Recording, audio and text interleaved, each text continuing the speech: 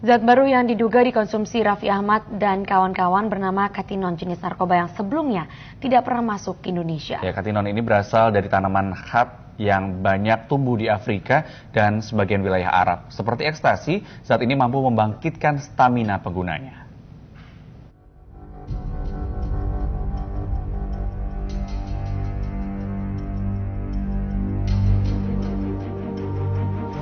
Lawan narkoba terus disuarakan masyarakat dan Badan Narkotika Nasional. Tak sedikit tokoh masyarakat, artis, pejabat publik yang ditangkap dan dipenjara karena narkoba. Namun, lagi-lagi jerat narkoba masih menghantui kita semua. Tidak saja jumlah pengguna yang sudah mencapai 5 juta orang, namun juga jenis narkoba terus dimodifikasi.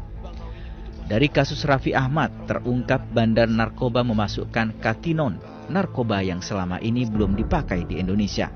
Katinon berasal dari tanaman Kata edulis atau khat yang tumbuh di Afrika dan sebagian wilayah Arab. Di tanah asalnya, khat dikonsumsi langsung dengan cara dikunyah, bukan diekstrak.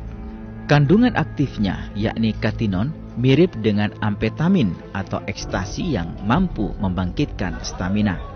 Dalam Undang-Undang Nomor 35 Tahun 2009 tentang narkotika, katinon sudah dimasukkan sebagai daftar narkotika golongan 1 sehingga penggunanya bisa dijerat dengan undang-undang tersebut. Dari rumus kimianya dia tuh mirip banget sama MDMA. MDMA itu ekstasi nih ceritanya. Bahwa dia keluarganya ekstasi? Enggak, tapi dari dua ini mirip banget sama si ekstasi. Kalau ditanya juga gimana efeknya, hampir sama juga kayak si ekstasi.